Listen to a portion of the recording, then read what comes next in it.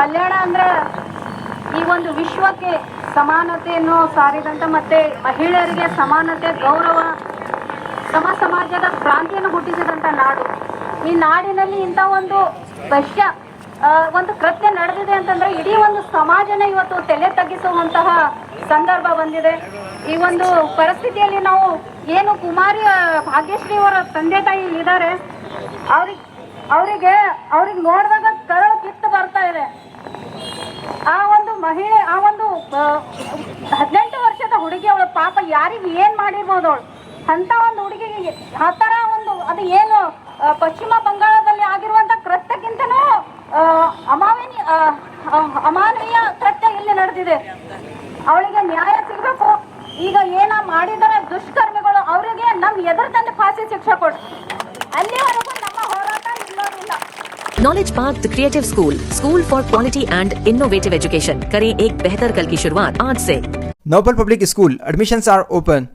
Sky Sunshine School step towards better future admissions are open. ಅಲ್ಲಿವರೆಗೂ ನಮ್ಮ ಆಕ್ರೋಶ ಕಡಿಮೆ ಆಗೋದಿಲ್ಲ. ಈ ಹೋರಾಟ ಇದೇ ರೀತಿ ಮುಂದುವರಿಯುತ್ತದೆ. ಇದು ಈ ಒಂದು ಕೃತ್ಯದಿಂದ ಇಡೀ ಈಗ ನನಗೂ ಹೆಣ್ಮಕ್ಳು ಇದ್ದಾರೆ, ಪ್ರತಿಯೊಬ್ಬರಿಗೂ ಹೆಣ್ಮಕ್ಳು ಇದ್ದಾರೆ. ಏನೋ ಒಂದು ಆಸೆ, ಏನೋ ಒಂದು ಅವರು ಜೀವನದಲ್ಲಿ ಸಾಧಿಸಬೇಕು ಅಂತ ಹೇಳಿ ಓದ್ತಾ ಇದ್ದಾರೆ, ಹಳ್ಳಿಯಿಂದ ಪಟ್ಟಣಕ್ಕೆ ಹೋಗ್ತಾ ಇದ್ದಾರೆ. ಈ ಒಂದು ಕೃತ್ಯದಿಂದ ಇಡೀ ನಮ್ಮ ಬಸವ ಕಲ್ಯಾಣದ ಹುಡುಗಿಯರ ಮನಸ್ಥಿತಿ ಅನ್ನೋದು ಕುಂದುಕೊಂಡದ್ದು. ಅವರು ಒಂದು ಭಯಾನಕ ಪರಿಸ್ಥಿತಿ ಇವಾಗ ಬಂದದ. ಇಂಥ ಪರಿಸ್ಥಿತಿಯಲ್ಲಿ ನಾವು ಇದಕ್ಕೆ ತಕ್ಕವಾದಂತ ಶಿಕ್ಷೆ ಒಂದು ದುಷ್ಕರ್ಮಿಗಳಿಗೆ ಆಗ್ಬೇಕು. ಇದಕ್ಕೆ ಪ್ರತಿಯೊಬ್ಬರು ಗಂಭೀರವಾಗಿ ಇದನ್ನ ಪರಿಗಣಿಸಬೇಕು. ಎಲ್ಲ ಪ್ರತಿನಿಧಿಗಳಾಗ್ಲಿ, ಇದನ್ನು ಎಲ್ಲ ನಾಗರಿಕರಾಗ್ಲಿ ಇದನ್ನು ಬಹಳ ಗಂಭೀರವಾಗಿ ಇದನ್ನ ಪರಿಗಣಿಸಬೇಕು. ಜೊತೆಗೆ ಆ ತಾಯಿ ತಂದೆಗೆ ಒಂದು ನ್ಯಾಯ ಸಿಗ್ಬೇಕು. ಅವರಿಗೆ ನ್ಯಾಯ ಸಿಗೋವರೆಗೂ ನಾವು ಅವ್ರ ಜೊತೆ ಇದ್ದೆವು. ನಾವು ಇದು ಒಂದು ಎಷ್ಟು ಆದಷ್ಟು ಬೇಗ ಅವ್ರಿಗೆ ನ್ಯಾಯ ಕೊಡ್ರಿ. ಇಲ್ಲ ಅಂತಂದ್ರೆ ಈ ಹೋರಾಟ ಇನ್ನೂ ನಾವು ಹೆಚ್ಚಿಗೆ ಹೋರಾಟ ಮಾಡ್ತೀವಿ ಅಂತ ಈ ಸಂದರ್ಭದಲ್ಲಿ ಹೇಳಕ್ ಇಷ್ಟಪಡ್ತೀನಿ. ಬಂಧುಗಳೇ,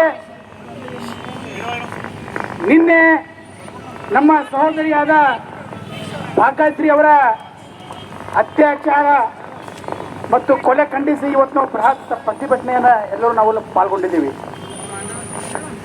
ಇದು ಯಾವ ನೆಲ ಅಂದ್ರ ಪುಣ್ಯದ ನೆಲ.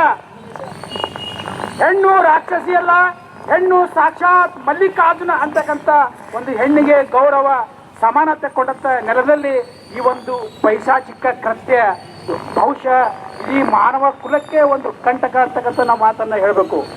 ಇವತ್ತು ಹಲವಾರು ಕಾನೂನುಗಳು ಬಂದಿವೆ, ಆದರೆ ಇಲ್ಲಿವರೆಗೆ ಒಂದು ಅತ್ಯಾಚಾರ ಮಾಡಿದವನಿಗೆ ಗಲ್ಲು ಶಿಕ್ಷೆ ಆಗಿದೆಯಾ ಅಂತಕ್ಕಂಥ ಪ್ರಶ್ನಾರ್ಥಕ ಚಿಹ್ನೆಯನ್ನ ನಮ್ಮ ಎದುರುಗಡೆ ಇದೆ. ಇವತ್ತು ನಾವು ಸರ್ಕಾರಕ್ಕೆ ಹಾಗೂ ಅಧಿಕಾರಿಗಳಿಗೆ ಆಗ್ರಹವನ್ನ ಮಾಡ್ತೀವಿ.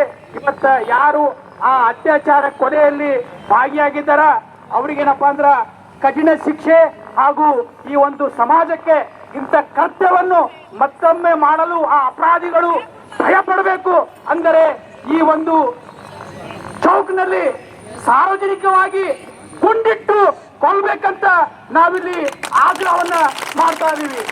ನನ್ನ ಬಂಧುಗಳೇ, ಇವತ್ತು ಸಹೋದರಿ ಭಾಗ್ಯಶ್ರೀ ಕೇವಲ ಒಂದು ಸಮಾಜದ ಹೆಣ್ಣು ಮಗಳಲ್ಲ, ಇಡೀ ನಮ್ಮ ಮಾನವ ಕುಲದ, ಇಡೀ ನಮ್ಮ ಕಲ್ಯಾಣ ನಾಡಿನ ಒಂದು ಸಹೋದರಿ. ಇವತ್ತ ನಾವೆಲ್ಲರೂ ಒಗ್ಗಟ್ಟಿನಿಂದ ಪಕ್ಷಾತೀತವಾಗಿ ಇವತ್ತ ಭಾಗ್ಯಶ್ರೀ ಅವರಿಗೆ ನ್ಯಾಯ ಸಿಗುವವರೆಗೂ ನಾವೆಲ್ಲರೂ ಕೂಡಿ ಹೋರಾಟ ಮಾಡೋಣ ಅಂತಕ್ಕಂಥ ಮಾತನ್ನ ಹೇಳಿ ನನ್ನ ಮಾತನ್ನು ಮುಗಿಸ್ತೀನಿ.